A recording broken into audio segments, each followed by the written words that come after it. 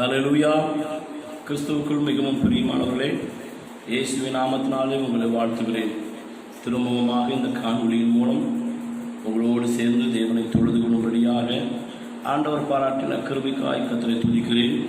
நாம் ஒன்று சேர்ந்து கொஞ்ச நேரம் நம்முடைய ஆண்டவரை நாம் தொழுது கொள்வோம். ஆண்டவராகிய கர்த்தர் நம்மை ஆசீர்வதிப்பாராக. கண்களை மூடி ஜெபிப்போமா? அன்பின் பரிசுத்த பிதாவே, கிருபை நிறைந்த நல்ல தெய்வமே, ஆசீர்வதிக்கப்பட்டதான நல்ல நாளுக்காய் துதிக்கிறேன், சோதரிக்கிறேன். ஆண்டவரே, அங்காங்கே வீடுகளிலிருந்து ஒரு நாமத்தை மகிமைப்படுத்த உன்னுடைய பாதத்தில் காத்திருக்கிற ஒவ்வொருவரையும் உடைய மகிமை இறங்குவதாக.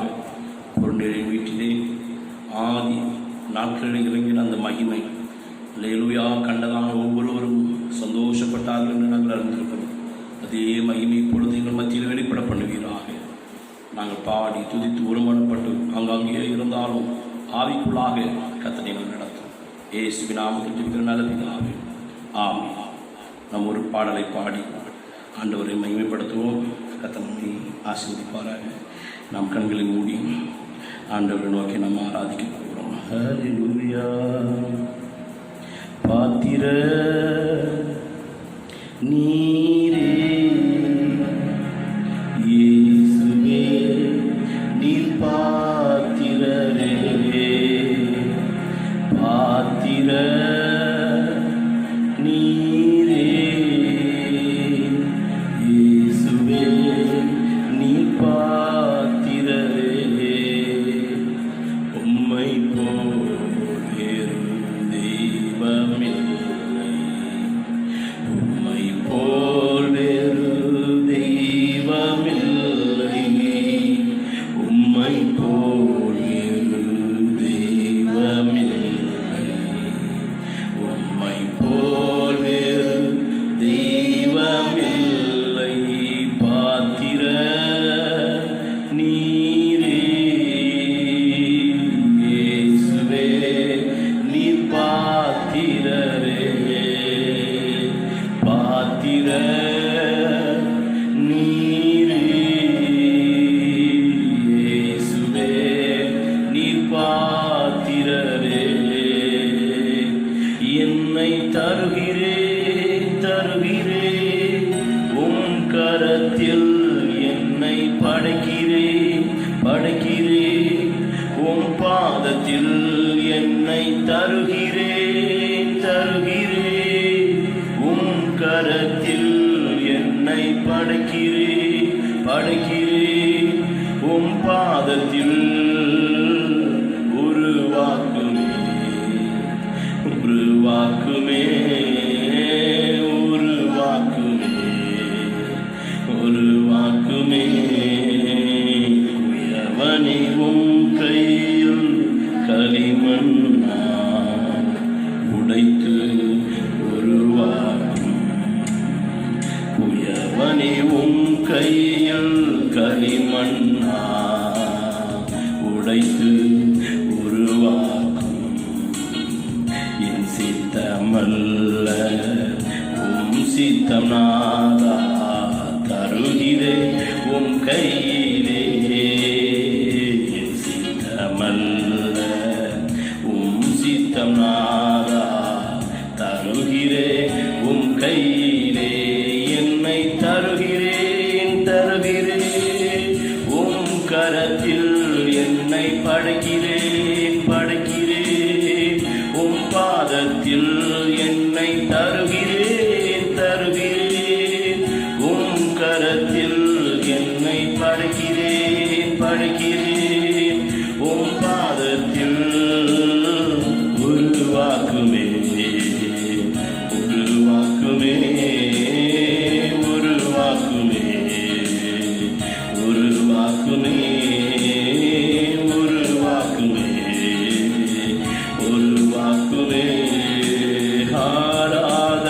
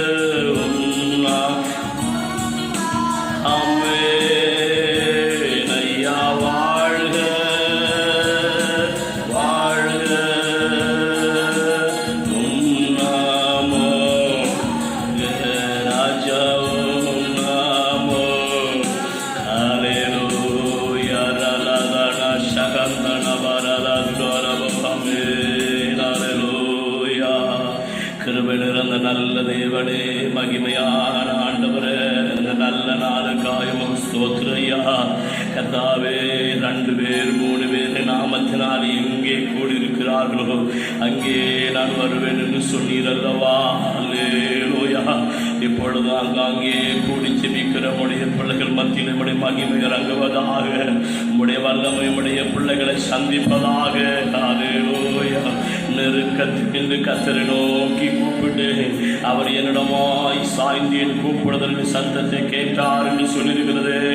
தேவனே, இந்த நாளில் சத்தத்தை கேட்கிறவராய் எழுந்தருளுவீராக, எங்களுடைய சிறுமையை நீக்குகிறவராய் எழுந்தருளுவீராக. அல்லேலூயா.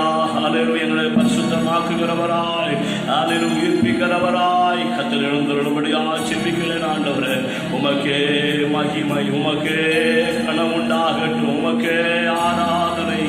அல்லேலூயா. அல்லேலூயா. அல்லேலூயா. அல்லேலூயா.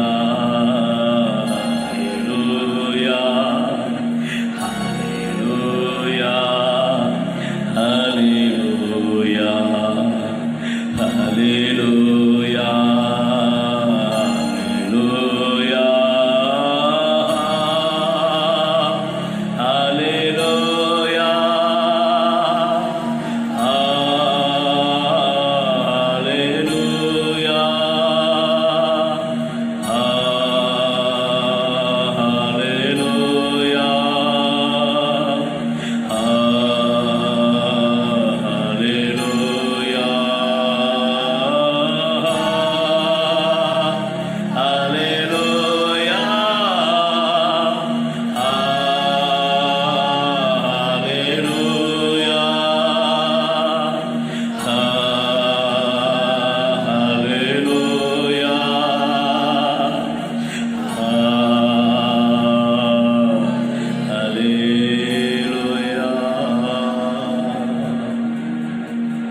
ஆண்டவரே, உடைய கிருபை ஒரு வீசை கூட எங்களை நிரப்பிக் கொண்டிருக்கிறதற்காக ஸ்தோத்திரம்.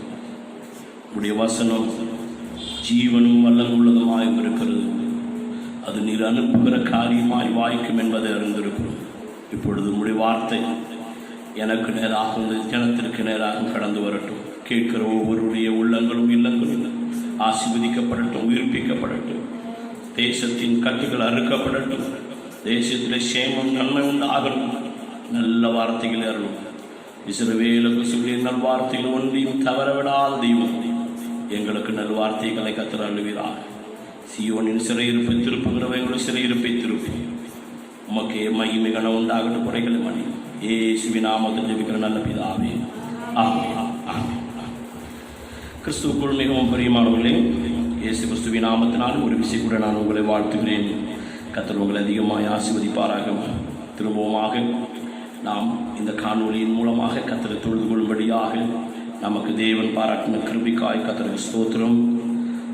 சீக்கிரத்திலே நம்முடைய சிறையிருப்பை நீக்கி நாம் ஒன்று சேர்ந்து சபையாய் தேவனை மகிமைப்படுத்தக்கூடியதான ஒரு வாய்ப்பை நமக்குள்ளே ஏற்படுத்துவாராக.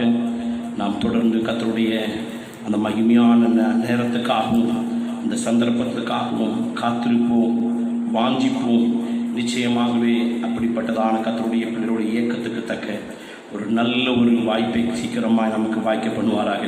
ஆண்டவருக்கு மகிமை உண்டாகட்டும். இப்பொழுதும் நம்முடைய சூழ்நிலை நிமித்தமாக அங்கே இருந்து கர்த்தரை தொழுது கொள்வதும் ஆவியோடும் உண்மையோடும் கர்த்தர் இந்த இடத்தில் இருக்கிறார் என்கிற பயபக்தியோடும் நாம் நடந்து கொள்வோம். கர்த்தர் நிச்சயமாகவே உங்களை நல்ல அபிஷேகத்தினால் நிரப்பி, அன்னைக்கு கர்த்தருடைய நாளிலே தனித்தவனாக இருந்த யோவான் ஆவிக்குள்ளாய் பெரிய தரிசனங்களை கண்டது போல இந்த நாட்களில் உங்களுக்கும் கர்த்தர் அப்படிப்பட்டதான கிருபைகளை அருள்வாராக. இந்த நாளில் செய்திக்கு ஆதாரமாக நம் வேதத்திலிருந்து ஒரு வசனத்தை வாசிப்போம். லூக்கா எழுதின சுவிசேஷம் 7ஆம் அதிகாரம் 16வது வசனத்தை வாசிப்போம். லூக்கா சுவிசேஷம் 7ஆம் அதிகாரம் 16வது வசனத்தை வாசிப்போம். எல்லாரும் பயமடைந்து மகா தீர்க்கதரிசியானவர் நமக்குள்ளே தோன்றி இருக்கிறார் என்றும் தேவன் தமது ஜனங்களை சந்தித்தார் என்றும் சொல்லி தேவனை மகிமைப்படுத்தினார்கள். ஆமென். கர்த்தருக்கு மகிமை உண்டாவதாக. ஆண்டவராகிய இயேசு கிறிஸ்து இந்த பூமியிலே வாழ்ந்த நாட்களிலே அநேக அற்புதங்களை அடையாளங்களை நடப்பித்தார். அதில் ஒன்றுதான் நாயூர் என்று சொல்லப்படுகிறதான ஒரு ஏழை தாயாருடைய மகன் மரித்து அவனை தெருவிலே பாடையிலே தூக்கி கொண்டு வரும்போது இயேசு அதை கண்டார். இந்த தாய் தனக்கு ஒரே மகன் தன்னை விட்டு போய்விட்டானே என்பதை அறிந்து மிகுந்த வேதனையோடு அழுது கொண்டு வந்ததை கண்டதான இயேசு கிறிஸ்து இந்த பாடையை தொட்டார். அதை சுமந்து கொண்டு வந்தவர்கள் நின்றார்கள். உடனே வாலிபனே எழுந்திரு என்று சொன்னார். அந்த வாலிபன், மரித்த வாலிபன் எழுந்திருந்தான். இதை கண்டதான ஜனங்களுடைய மனநிலைமையை தான் நாம் இங்கே வாசிக்க கேட்டோம். நான் திரும்பமாக நான் வாசிக்கிறேன். எல்லாரும் பயம் அடைந்து மகா தீர்க்கதரிசியானவர் நமக்குள்ளே தோன்றியிருக்கிறார் என்றும் தேவன் தமது ஜனங்களை சந்தித்தார் என்றும் சொல்லி தேவனை மகிமைப்படுத்தினார்கள். பிரியமானவர்களே, இங்கே சொல்லியிருக்கிறது மகா தீர்க்கதரிசியானவர் நமக்குள்ளே தோன்றினார், தேவன் தமது ஜனங்களை சந்தித்தார் என்று சொல்லி தேவனை மகிமைப்படுத்தினார். தேவனை தமது ஜனங்களை சந்தித்தார் என்று சொல்லி தேவனை மகிமைப்படுத்தினார். அப்படியானால் இஸ்ரவேல் ஜனத்தினுடைய ஒரு ஏக்கத்தை இந்த இடத்தில் வெளிப்படுத்துகிறது இந்த ஒரு வார்த்தை. தேவன் தமது ஜனங்களை சந்தித்தார். எப்பொழுது தேவன் எங்களை சந்திப்பார்? எப்பொழுது இந்த அடிமைத்தனத்திலிருந்து எங்களை விடுவிப்பார்? எப்பொழுது இந்த கட்டுகளிலிருந்து எங்களை விடுவிப்பார்? எப்பொழுது இந்த சிறுமையிலிருந்து, இந்த கஷ்டத்திலிருந்து, இந்த வியாதியிலிருந்து, இந்த வறுமையிலிருந்து எங்களை விடுவிப்பார் என்று யூத ஜனம் காத்திருந்தார்கள். அப்படி காத்திருந்த போது இயேசு என்கிறதான இரட்சகர் அந்த பூமியிலே தோன்றி அவர் செய்ததான கிரியைகள் ஒவ்வொன்றும் மனுக்குலத்திற்கு மிகுந்த ஆச்சரியத்தை உண்டாக்கினது, நம்பிக்கையை உண்டாக்கினது. அதோடு மாத்திரமல்லாமல் தேவனை விசுவாசிக்கக்கூடிய விசுவாசத்தையும் அது உருவாக்கினது.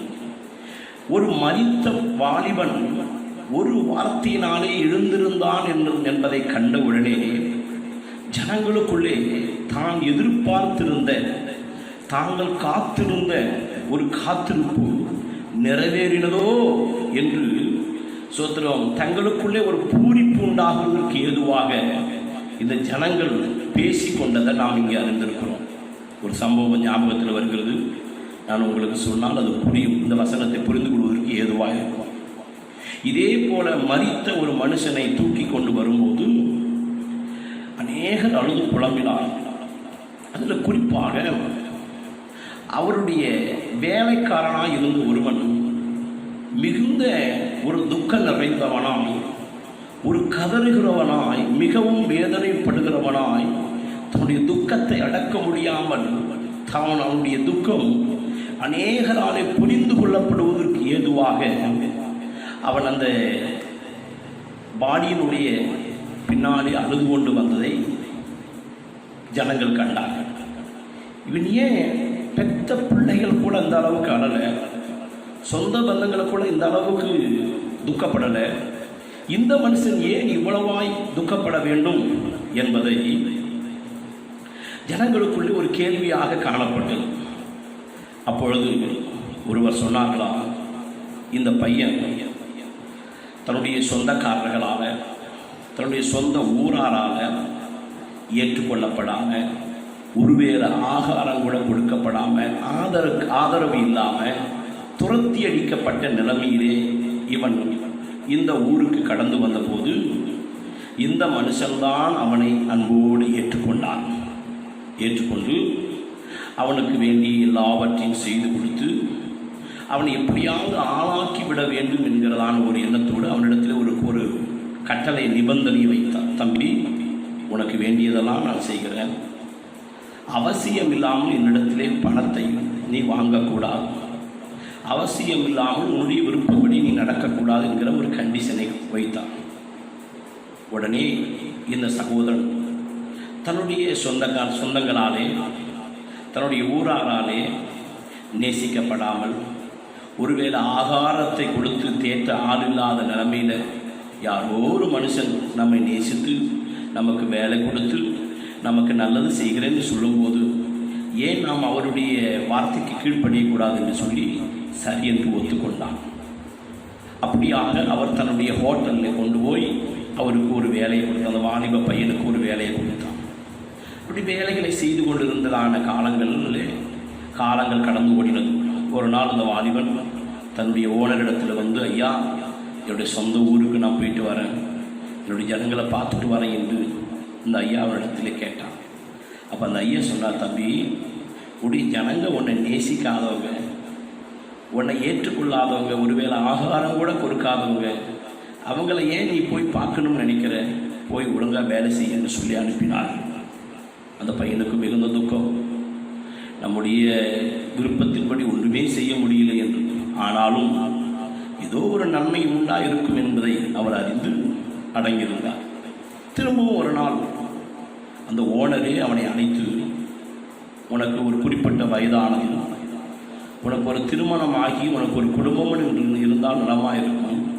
ஒன்று செய், உன்னுடைய வீட்டாருக்கு உன்னுடைய ஊராரிடத்திற்கு நீ போகணும்னு நினைச்சா இல்லையா, நீயே போய் உன்னுடைய வீட்டிலே உன்னுடைய சொந்த பந்தங்களில் நெருங்கின மாமா முறையில் ஏதாவது ஒரு நல்ல பெண் இருந்தால் எனக்கு திருமணம் செய்து வைங்கள் என்று சொல்லி அனுப்பினான்.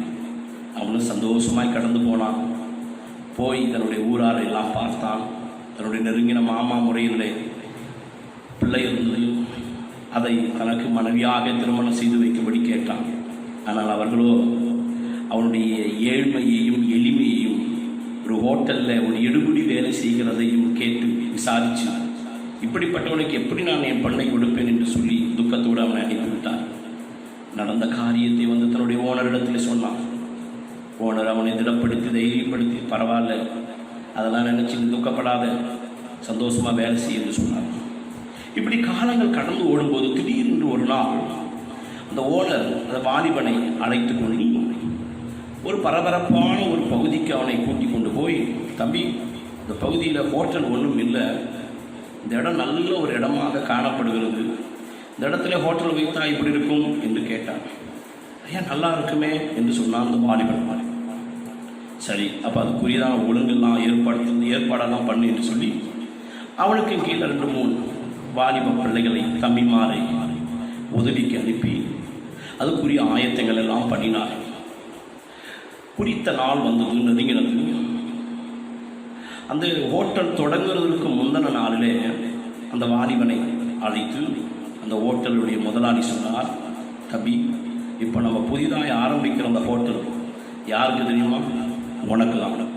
இந்த சாவி, நீ உன்னுடைய ஊருக்கு போய் உன்னுடைய சொந்த பந்தங்கள் எல்லாம் அழைத்து கொண்டு வா என்று சொல்லி அவங்களுக்கு வயிறார சோறு போட்டு அவங்களை ஆசீர்வதித்து அனுப்பு என்று சொல்லி அவனை அனுப்பினார். சந்தோஷம். ஐயா, என்னையே என்னால் நம்ப முடியல, இவ்வளோ பெரிய ஒரு காரியத்தை எனக்கு செஞ்சுருக்குறீங்களே.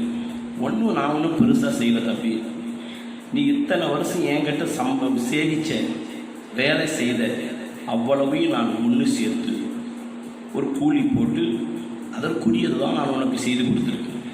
இதில் சின்ன சின்ன என்னுடைய பங்கும் இருக்கிறது.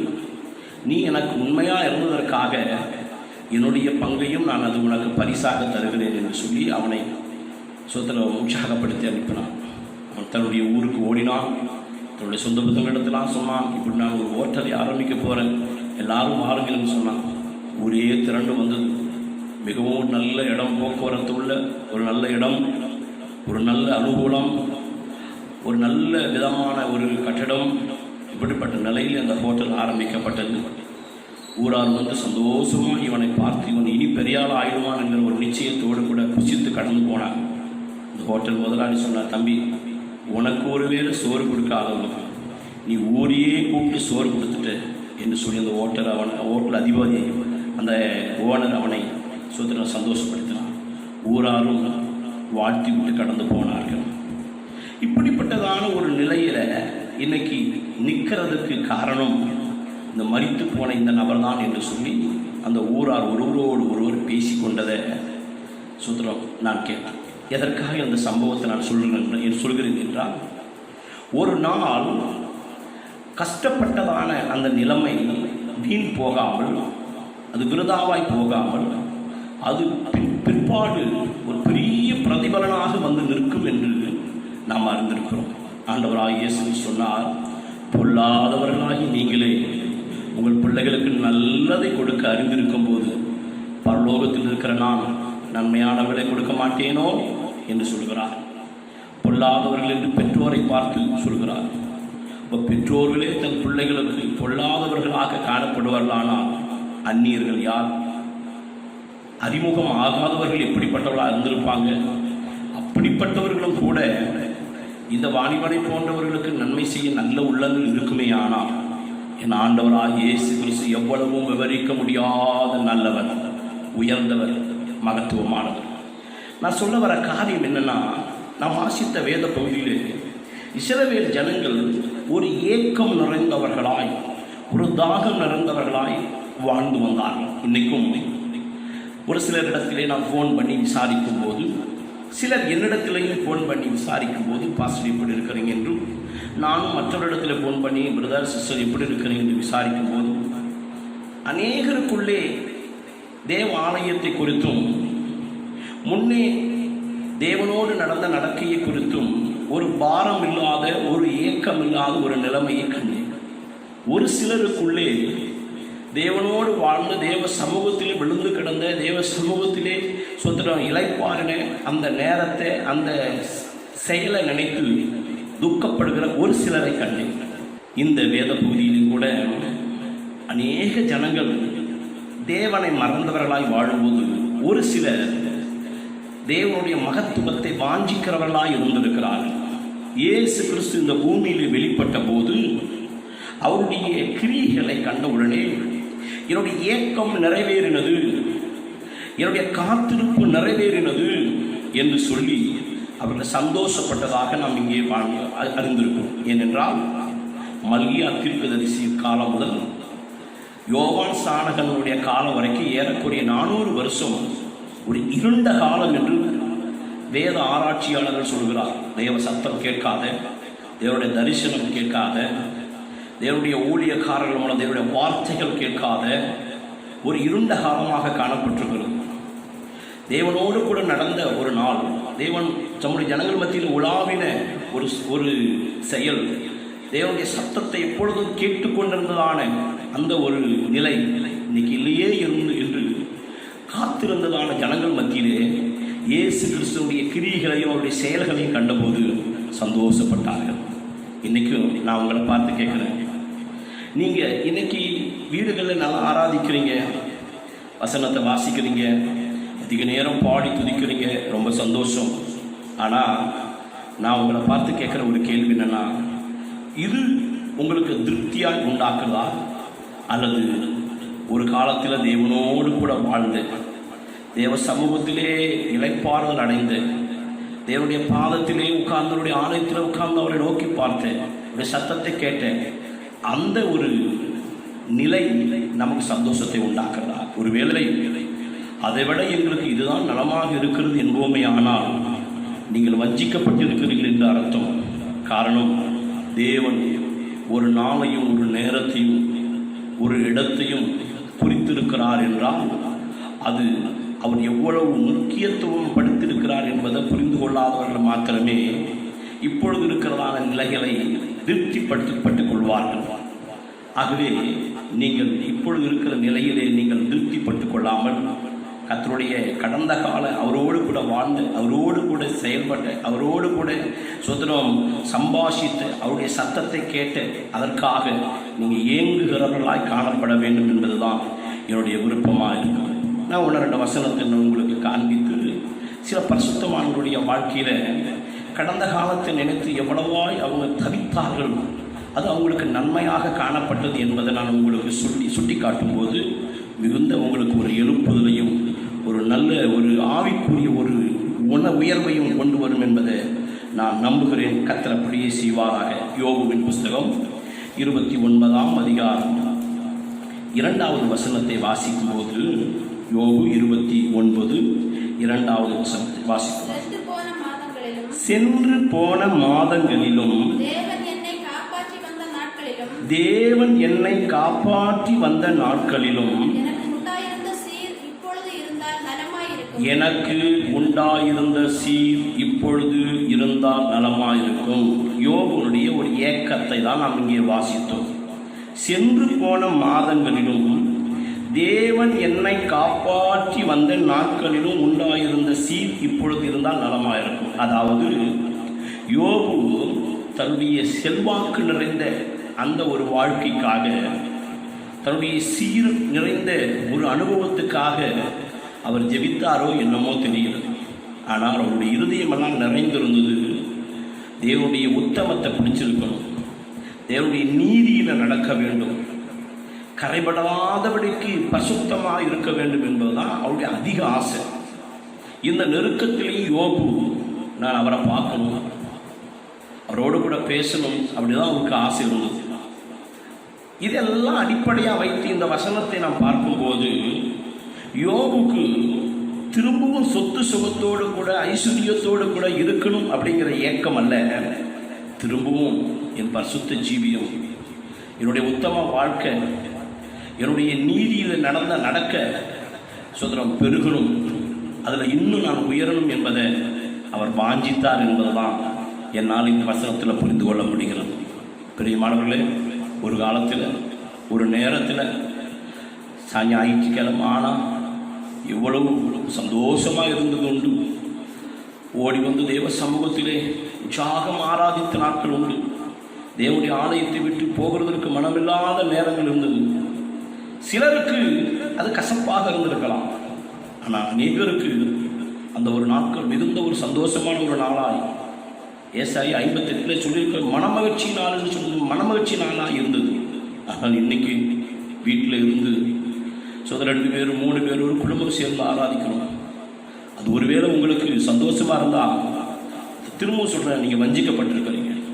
ஆண்டவராகிய இயேசு கிறிஸ்து தம்முடைய குறிப்பிட்ட இடத்துல வந்து பலி செலுத்த சொன்னால அந்த வார்த்தையின்படி நம்மளால் முடியலையேங்கிறதான ஒரு ஏக்கம், ஒரு தவிப்பு உங்களுக்குள்ள இருக்குமானா உங்களுக்குள்ளே தேவ ஆவியானவர் கிரியை செய்கிறார் என்கிறது குறித்து நான் மிகுந்த சந்தோஷப்படுகிறேன். நிச்சயமாகவே அந்த ஏக்கம், இந்த தாகம் இன்னும் பெருக வேண்டும், இன்னும் அதிகமாக வேண்டும்.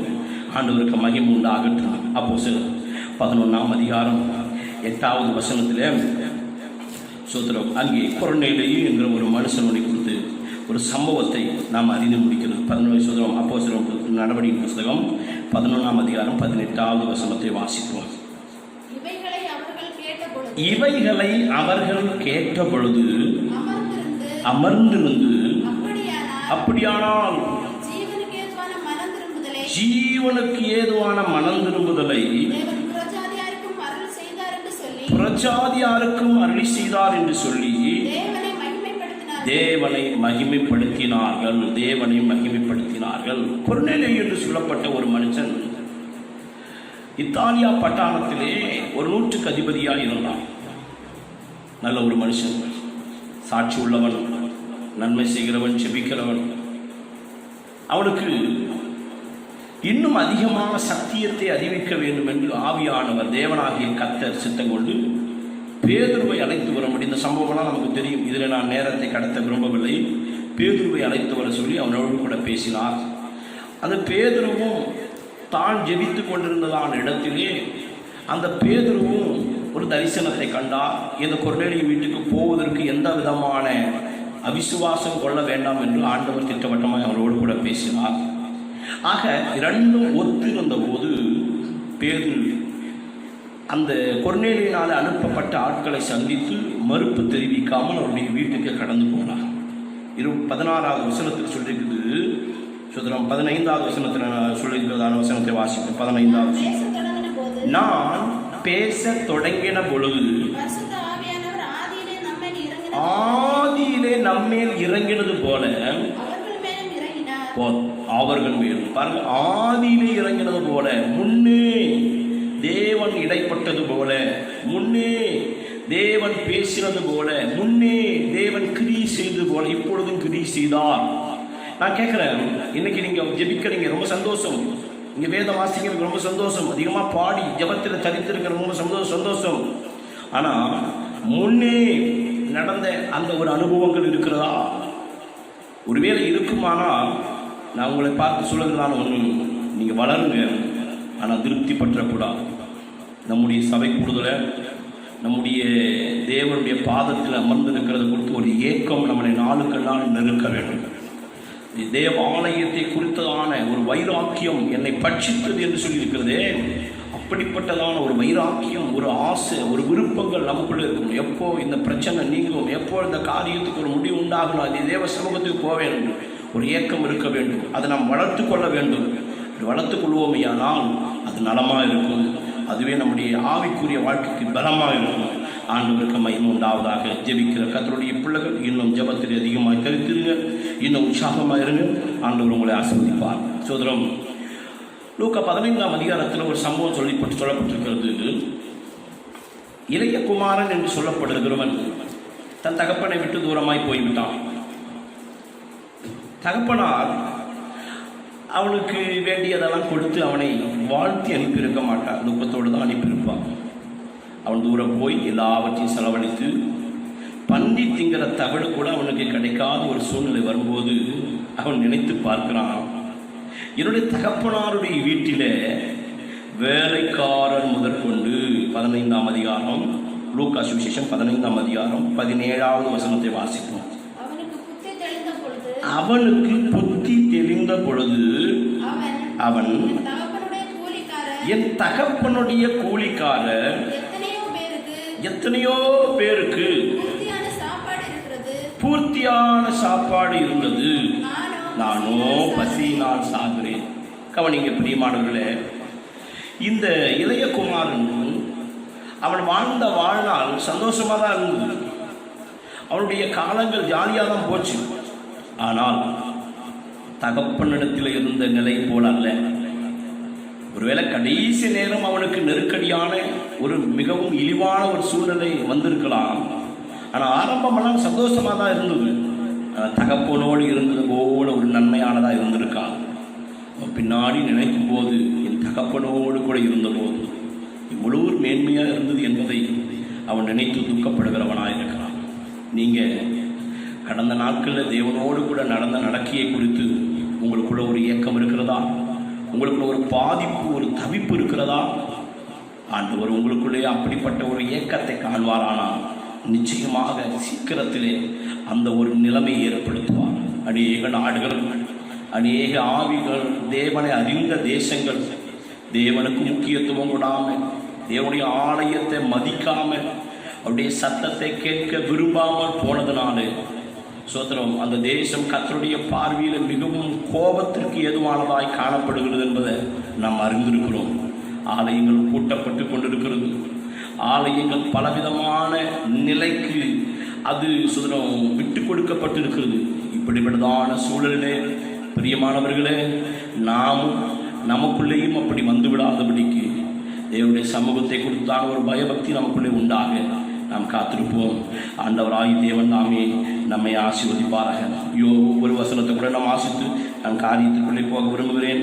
யோவேல் தீர்க்க தரிசன புஸ்தகம் 2ஆம் அதிகாரம் 26வது வசனத்திலே யோவேலை கொண்டு இஸ்ரவேல் ஜனங்களுடைய நிலைமையை சொல்லியிருக்கிறார். யோவேல் 2:26வது வசனத்தை வாசிப்போம். நீங்கள் சம்பூரணமாக சாப்பிட்டு திருப்தி அடைந்து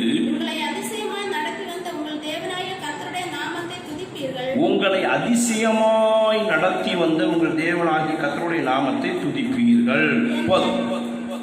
உங்களை அதிசயமாய் நடத்தி வந்த நீங்கள் கடந்து வந்த அதை நினைத்து பிரியமானவர்களே, கடந்ததை நினைக்கணும். ஒரு மனுஷன் 2 காரியத்தை மறக்கக்கூடாது. ஒன்று, நம்முடைய பழைய அடிமைத்தன வாழ்க்கையை மறந்துவிடக்கூடாது. 2வது, ஆண்டவர் செய்த நன்மையை, தேவனோடு கூட செலவிட்ட நேரத்தை மறக்கக்கூடாது. நல்லா புரிஞ்சுக்கோங்க. நம்முடைய பழைய அடிமைத்தனம், பாவம், வேதனை, சுதந்திரம், இக்கட்டான ஒரு வாழ்க்கையை மறந்து விடக்கூடாது.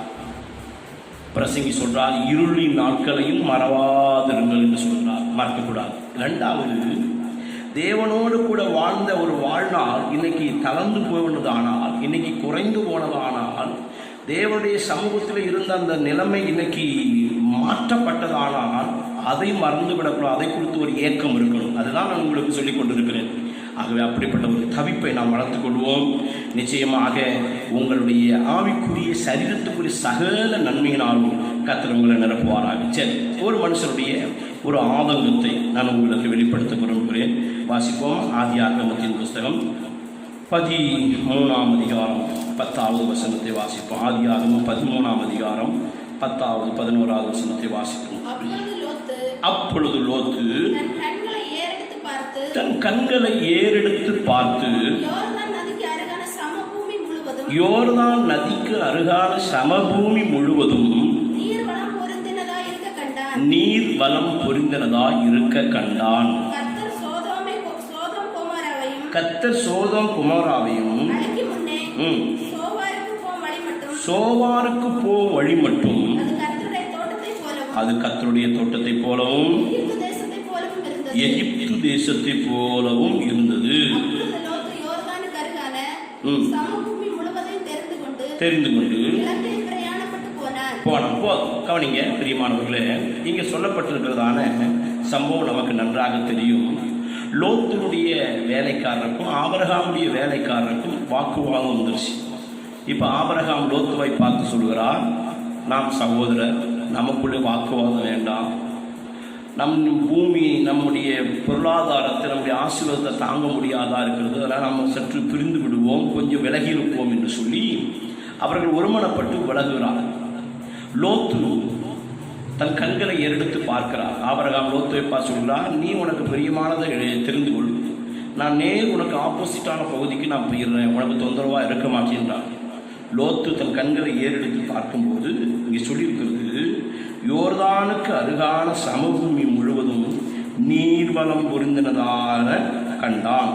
கர்த்தர் சோதோம் குமாராவையும் அழிக்கும் முன்னே சோவாருக்கு போகும் வழி மட்டும் அது கர்த்தருடைய தோட்டத்தை போலவும் எகிப்து தேசம் போலவும் இருந்தது. இங்கே சொல்லுகிறது, இந்த சோதோம் குமாரா பட்டணம் கர்த்தருடைய தோட்டம் ஏதேனை போல இருந்தது.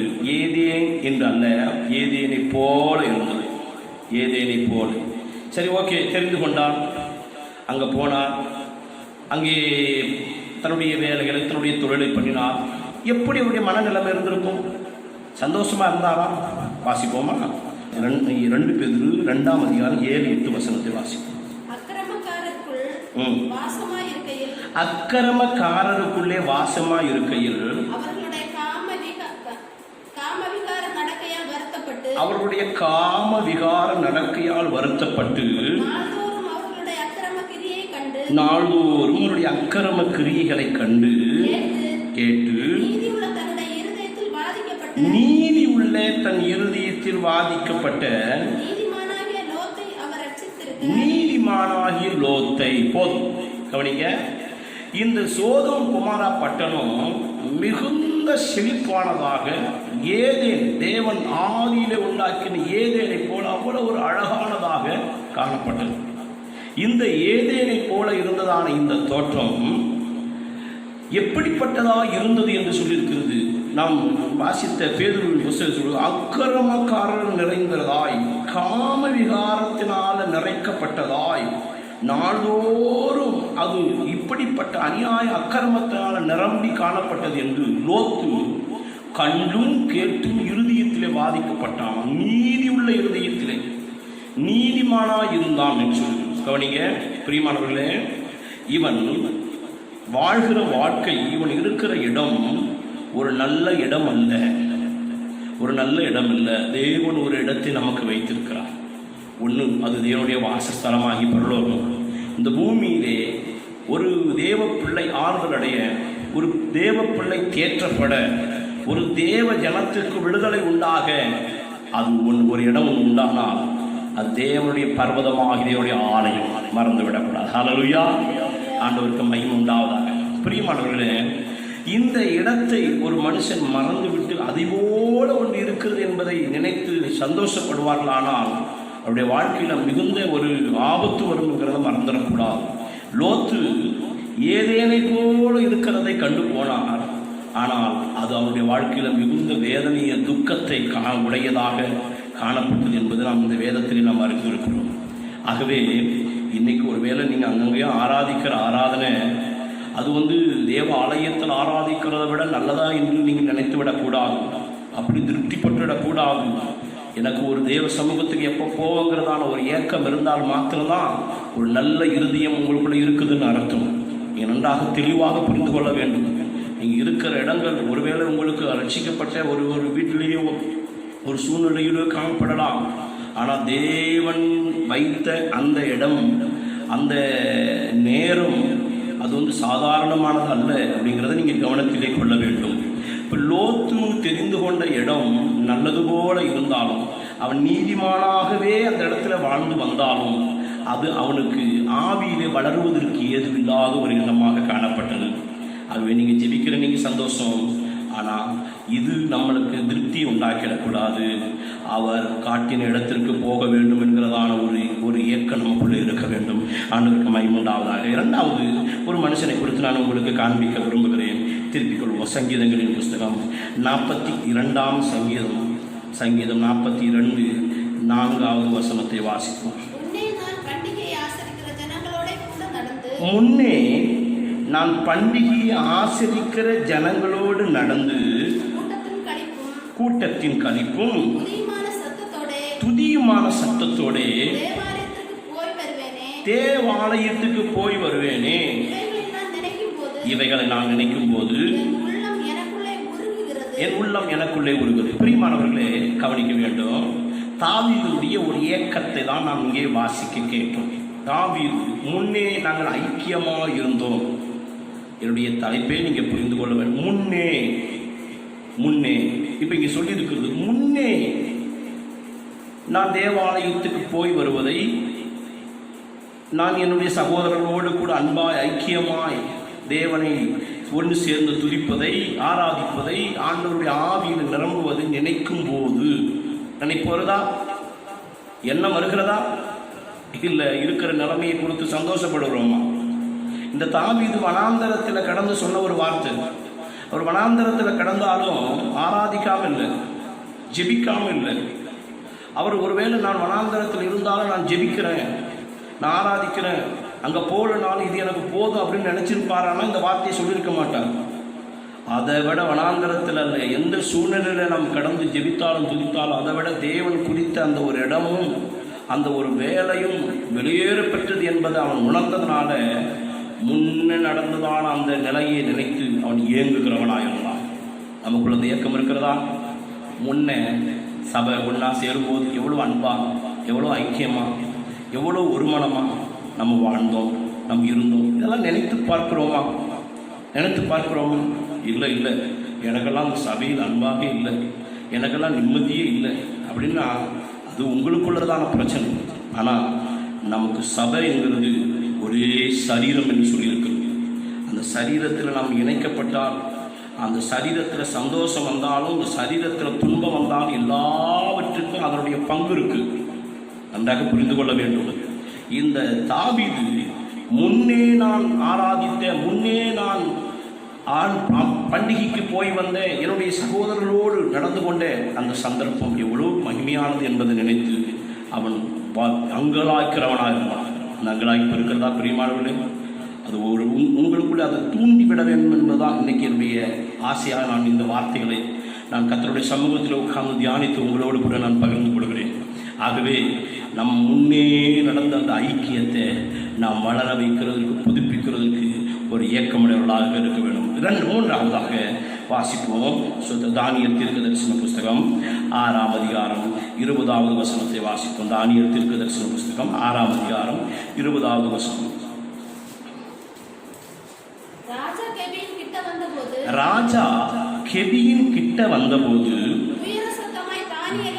துயர சத்தமாய் தானியேலை கூப்பிட்டு, தானியேலே, ஜீவனுள்ள தேவனுடைய தாசனே, நீ இடைவிடாமல் ஆராதிக்கிற உன் தேவன்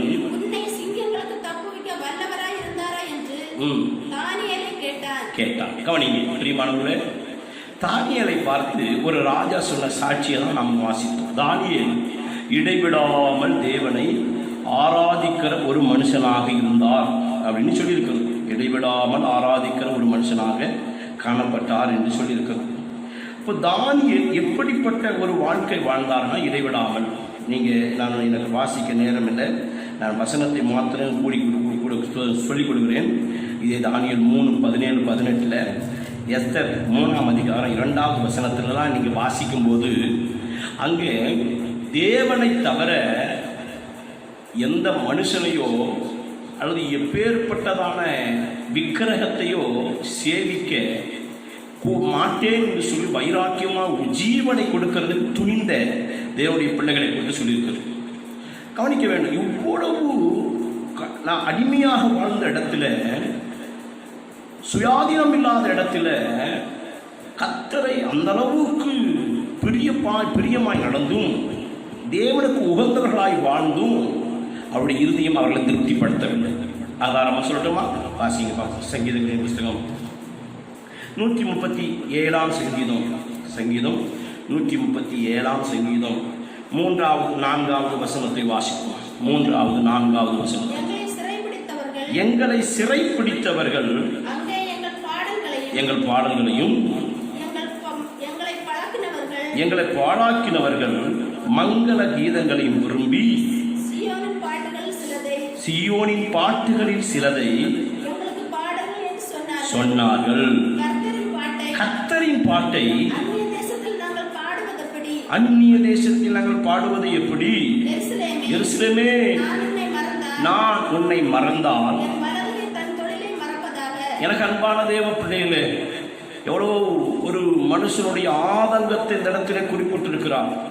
ஒரு குறிப்பிட்ட ஜனங்களுடைய ஒரு தவிப்பை இந்த இடத்தில் எழுதப்பட்டிருக்கிறது. இஸ்ரவேல் ஜனம் பாபிலோனிலே அடிமைகளாக வாழ்ந்து வருகிறார்கள். அங்கே நற்சாட்சி பெற்றிருக்கிறார்கள், அங்கே ஜெபித்தார்கள், அங்கே கர்த்தருக்காக வைராக்கியமாய் வாழ்ந்தார்கள். ஆனால் அது அவர்களை திருப்தி செய்யவில்லை. எப்பொழுதும் தானியேலுக்கு எருசலேமை நோக்கி பார்க்கிற ஒரு அனுபவம் இருந்தது. எப்பொழுதும் நெகேமியாவுக்கு எருசலேம் எப்படி இருக்கிறது என்கிறதான ஒரு கேள்வியாகவே இருந்தது.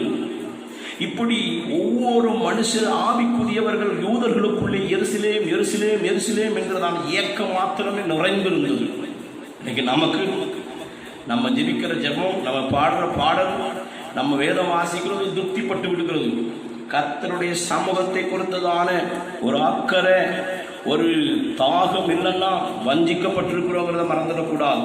இவங்களாம் நல்லா ஜெபித்தாங்க, இவங்களாம் நல்லா ஆராதிச்சாங்க.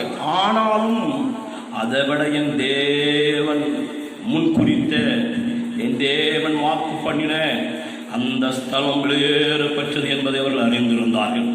நீங்கள் அதை உணர்கிறீர்களா? அதை குறித்ததான ஒரு ஆர்வம், ஒரு விருப்பம் உங்களுக்குள் இருக்கிறதா? பிரியமானவர்களே, இந்த ஜனங்கள் எருசலேமையே நினைத்து கொண்டிருந்தார்கள். இப்ப நம்ம வாசித்த இந்த சங்கீதத்தில் சொல்லப்பட்டிருக்கிறது, பாபிலோனிலே சிறைகளாக அடிமைகளாக போன போது யூதருக்கு நல்ல பாடக்கூடியவர்கள் என்பதை அறிந்ததான அந்த புறஜாதி ஜனம் இவர்களை பாட சொன்னாங்க. ஆனால் இவர்களோ, எப்படி நாங்கள் அந்நிய தேசத்தை எங்கள் கர்த்தருடைய நாமத்தை பாடுவோம், கண்ட இடத்துலலாம் எப்படி நாங்கள் பலி செலுத்துவோம், கண்ட இடத்துலலாம் எப்படி நாங்கள் கர்த்தரை தொழுது கொள்ள முடியும், நாங்கள் தொழுது கொள்கிறது நல்லதா என்கிறதான ஒரு வாழ்க்கையில் அவங்களுக்குள்ளே ஒரு கேள்வி எழுந்தது. நமக்கு இன்னைக்கு இப்படிப்பட்ட ஒரு நிலைமை துக்கமாக இருக்க வேண்டும், பாதிப்பாக இருக்க வேண்டும். நம் கர்த்தருடைய ஆலயத்தை அலட்சியமாக எண்ணுவோமையானால் அதுபோல ஒரு தீமை, அதுபோல ஒரு வஞ்சகம் வேற ஒன்றும் இல்லை.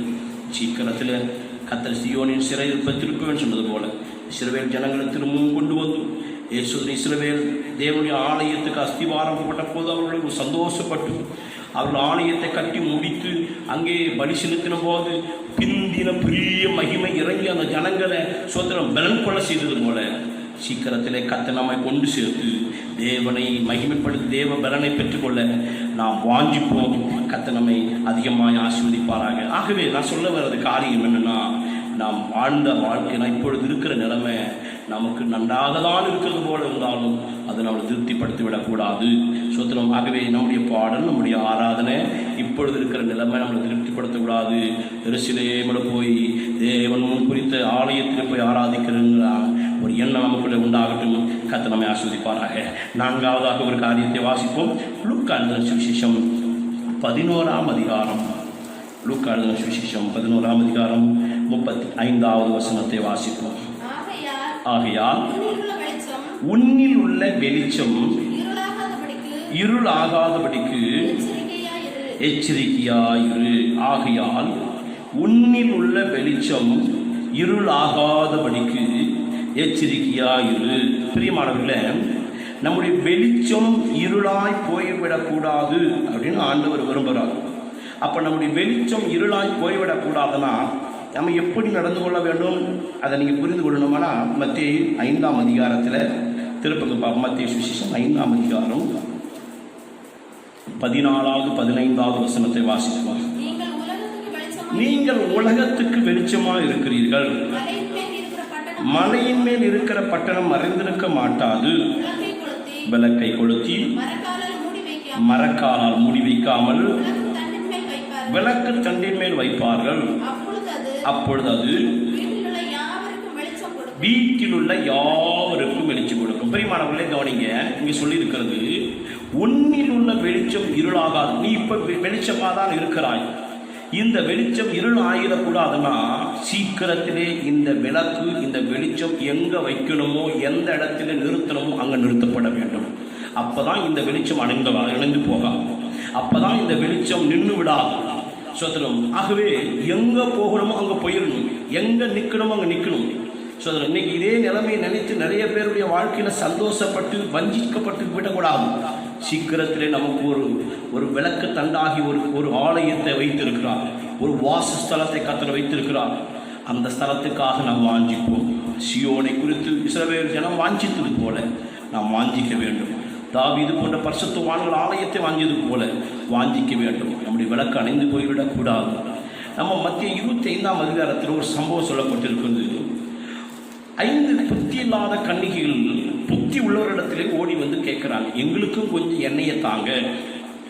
அப்போ புத்தி உள்ளவர் சொல்கிறாங்க, உங்களுக்கு நாங்கள் தந்துட்டு எங்களுக்கும் பற்றாமல் போய் உங்களுக்கும் பற்றாமல் போய் 2 பேரும் பிரவேசிக்காமல் போயிருந்த விட நீங்கள் போய் விற்கிறவர்களிடத்திலே போய் வாங்கி கொண்டு வாருங்கள். பாருங்க, நம்முடைய விளக்கு அணையக்கூடாதுன்னா விற்கிறவரிடத்திலே போய் எண்ணெயும் வாங்கி கொண்டு வர வேண்டும். எங்கே போனால் விளக்கு அணையாமல் எரியும் புரிந்து கொள்ள வேண்டும். எங்கே போனால் எப்படி இருந்தால் விளக்கு அணையாது. இப்போ விளக்கு எரியுது, இப்போ ஜெபம் நடக்குது, இப்போ உபவாசம் நடக்குது, இப்போ பாடம் நடக்குது, இப்போ வேதவாசிப்பு நடக்குது, இப்போ எரியுது, இப்போ நல்ல பிரகாசம் இருக்குது. இது அணையக்கூடாதுன்னா இதே நிலைமை நீடிச்சு அணைஞ்சிடும். தேவன் வைத்த இடத்துக்கு போனால் அது அணையாது. ஹல்லேலூயா, ஆண்டவருக்கு மகிமை உண்டாவதாக. ஆகவே நம்முடைய விளக்கு அணைந்து விடக்கூடாது. சுதரம் 1 சாமுவேல் புஸ்தகம் 3ஆம் அதிகாரம் 3வது வசனத்தில் அங்கே ஒரு இளம் சுதரம் குழந்தையை குறித்து சொல்லப்படும். சாமுவேல்ங்கிறதான ஒரு சிறு குழந்தையை குறித்து சொல்லியிருக்கு. 3 வாசிங்களேன். தேவனுடைய பெட்டி இருக்கிற கர்த்தருடைய ஆலயத்தில் தேவனுடைய விளக்கு அணைந்து போகும் முன்னே சாமுவேலும் படுத்து கொண்டு இருந்தான். சாமுவேலும் படுத்து கொண்டு இருந்தான். பாருங்க, விளக்கு அணைந்தராத அவன் சுதரம் தன்னுடைய வாழ்க்கையை காத்து கொண்டான். விளக்கு என்கிறது ஜெபத்தை குறிக்கிறதான ஒன்று. விளக்கு அணைகிறதுக்கு முன்னுமே படுத்துக் கொள்வான். நல்லா கவனிக்கணும். இதனுடைய அர்த்தம், ஆவிக்குரிய அர்த்தம் என்ன? விளக்கு அணைகிறதுக்கு முன்னா நம்முடைய வாழ்க்கையில் விளக்கு அணைகிறதுக்கு முன்னாடி நாம் போய் சேர வேண்டிய இடத்துல போய் சேர்ந்துடணும், பரலோகத்துக்கு போயிடணும். நமக்கு இந்த பூமியில் இருக்க நாள் வரைக்கும் நம்ம பிரகாசமாக இருக்கணும்னா தேவனோடு கூட நெருங்கிடணும். தேவனுடைய சமூகத்திலே அவ்வப்போது சார்ஜ் பண்ணி கொள்ளணும் நம்மளை. அப்படி நாம் செய்து கொள்வோம், நடந்து கொள்வோம். ஆனால் நம்முடைய விளக்கு அணைந்திராது. இந்த சாமுவேலுடைய வாழ்க்கை விளக்கு அணைகிறதுக்கு முன்னமே இவர் தன்னை ஆயத்தப்படுத்தி கொண்டதான ஒரு வாழ்க்கை இவருடைய வாழ்க்கையில் ஒரு பெரிய தீர்க்கதரிசியாக, ஒரு தேவ மனுஷனாக இவரை மாற்றினது. ஆரோனுக்கு 2 பிள்ளைகள், நாதாப், அபியூத் என்று 2 பிள்ளைகள் இருந்தாங்க. நீங்கள் வாசித்தீங்கன்னா உங்களுக்கு தெரியும். லேவியராகமத்தின் புஸ்தகம் 10ஆம் அதிகாரம் 1வது வசனத்தை வாசிங்களேன். லேவியராகமம். பின்பு ஆரோனின் குமாரராகிய நாதாபும் அபியூவும் தன் தூப கலசத்தை எடுத்து அவைகள் அக்னியும் அவைகள் தூப வர்க்கத்தையும் போட்டு அவருடைய சன்னதியில் கொண்டு வந்தார்கள். அப்பொழுது அக்னி கர்த்தருடைய சன்னதியிலிருந்து புறப்பட்டு அவைகளை பட்சித்தது. அவர்கள் கர்த்தருடைய சன்னதியில் செத்தார்கள். கவனிங்க, கர்த்தருடைய அக்கினி என்றும் அந்நிய அக்கினி என்றும் சொல்லிருக்கு. நீங்க அந்த 9ஆம் அதிகாரம் கடைசி வசனத்தை வாசிக்கும் போது அன்றியும் கர்த்தருடைய சந்நிதியிலிருந்து அக்கினி புறப்பட்டு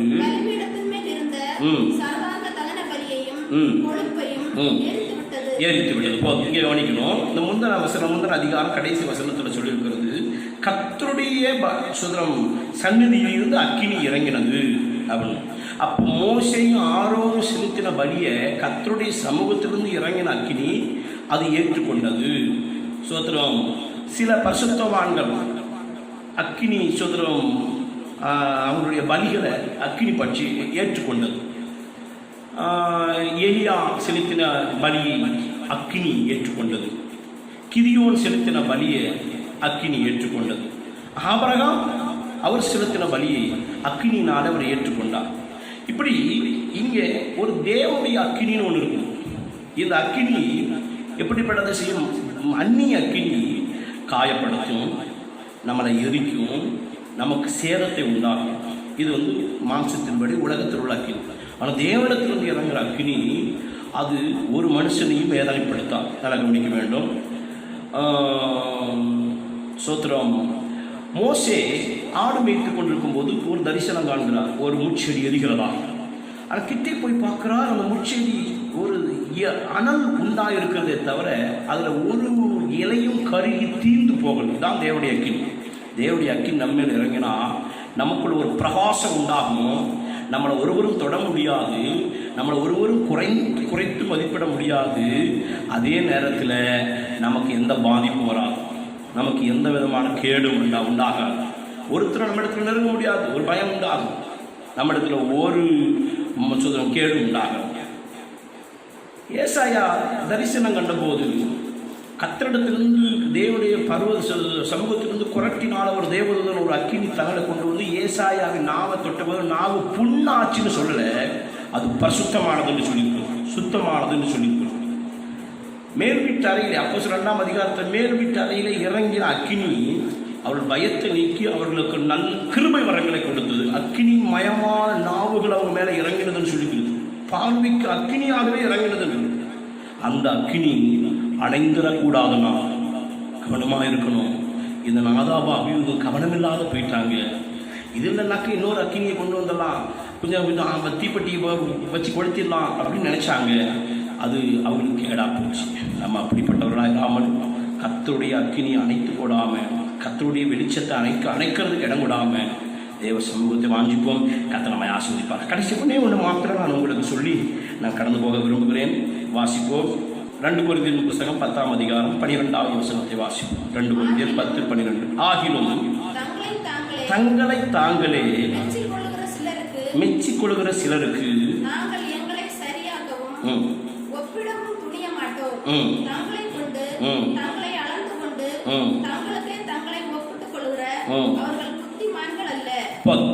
கவனிங்க, இங்கே சொல்லி தங்களை தாங்களே மெச்சிக் கொள்கிற, தங்களை தாங்களே அளந்து கொள்கிற. நீங்கள் இன்னும் யூதா 12வது வசனத்தை நீங்கள் வாசிச்சிங்கன்னா அங்கேயும் ஒரு வார்த்தை சொல்லுங்க. யூதாவின் புத்தகம் 12வது வசனம் வாசிங்க.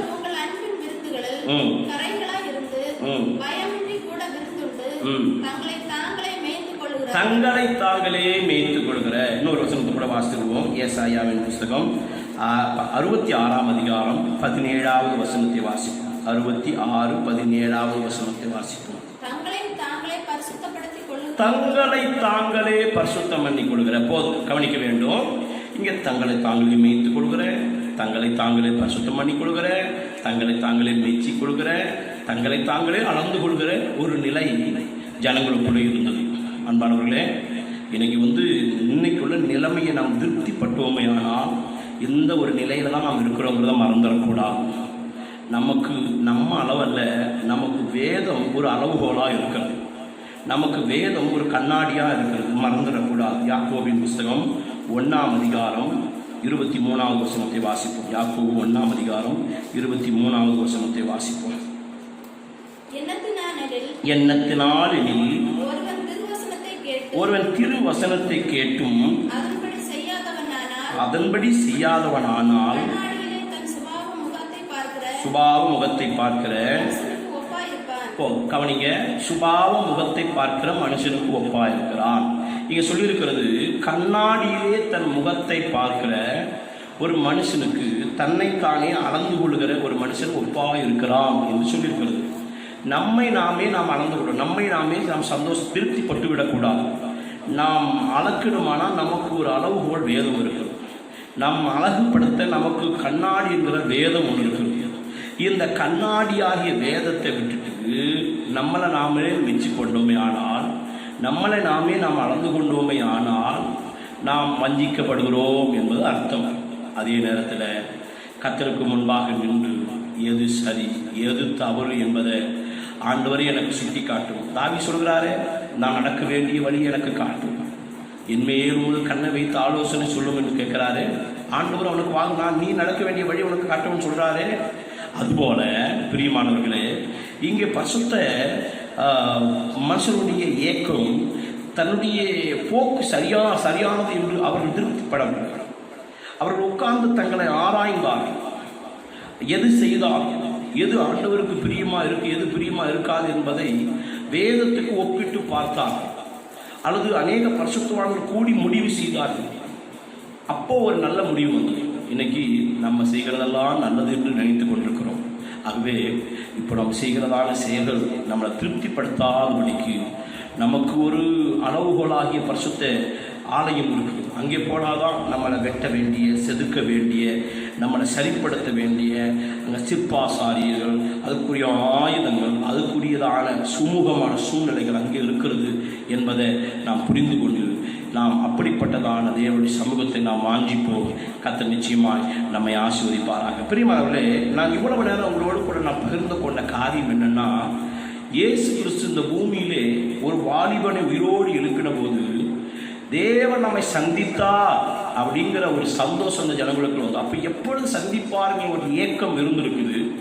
தேவன் இஸ்ரவேல் ஜனங்களுக்குள்ளே இறங்கி இப்படிப்பட்ட காரியத்தை செய்த போது அவங்களுக்குள்ளே ஒரு சந்தோஷம் உண்டாகும். அந்த சந்தோஷத்துக்காக நீங்கள் காத்திருக்க வேண்டும். அந்த சந்தோஷத்துக்காக நீங்கள் தவிக்க வேண்டும். இப்பொழுது நீங்கள் வாழ்கிற, ஜெபிக்கிற, நீங்கள் ஆண்டவரோடு நடக்கிற காரியம் சந்தோஷம், ஆனால் அது திருப்திப்படுத்தி விடக்கூடாது. அப்படிப்பட்டதான ஒரு நல்ல ஆவிக்குரிய தெளிவோடு கூட நாம் நடந்து கொள்வோம். இயேசு வரப்போகிறார்.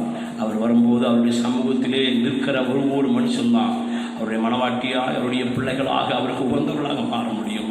நம்முடைய மன விருப்பத்தின்படி நடக்கிற எந்த ஒரு மனுஷியும் அவருக்கு உகந்தவர்களாக மாற முடியாது. அவர் சொல்லி அதன்படி செய்கிறவனே அவருடைய ராஜ்யத்தில் பிரவேசிப்பான்.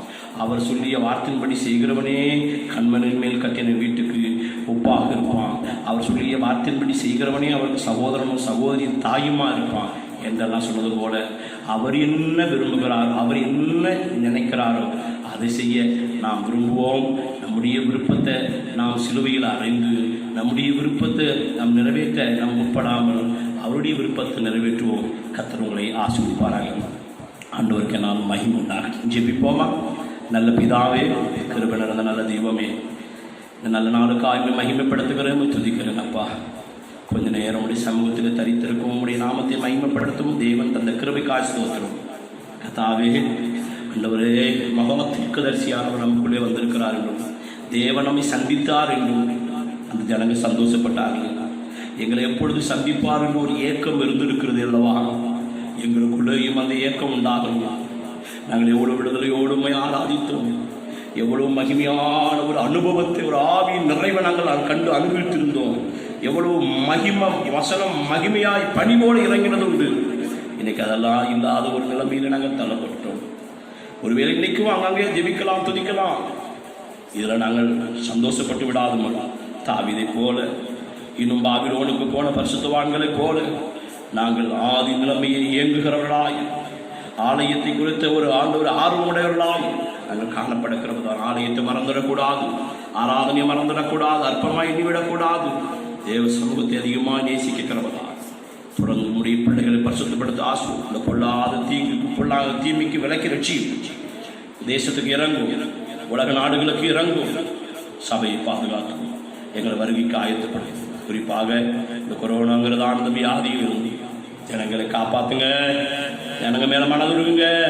மன்னிக்க தயவு பெருத்தவரே, மன்னிக்கிறதுக்கு சகல அதிகாரம் உடையவரே, இறங்கும். உமக்கே கனமை உண்டாகட்டும்.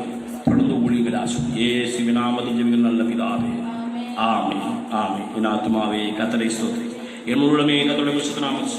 என் ஆத்துமாவே கர்த்தரை கர்த்தர் செய்த சகல உபகாரங்களும் பரவாயில்லை. ஆமென் ஆமென். கர்த்தருக்கு ஸ்தோத்திரம். கர்த்தர் உங்களை ஆசீர்வதிப்பாராக. ஆண்டவருக்கு என்னால் மகிமை உண்டாகட்டும். Hallelujah hallelujah hallelujah. Praise the Lord. ஸ்தோத்திரம்.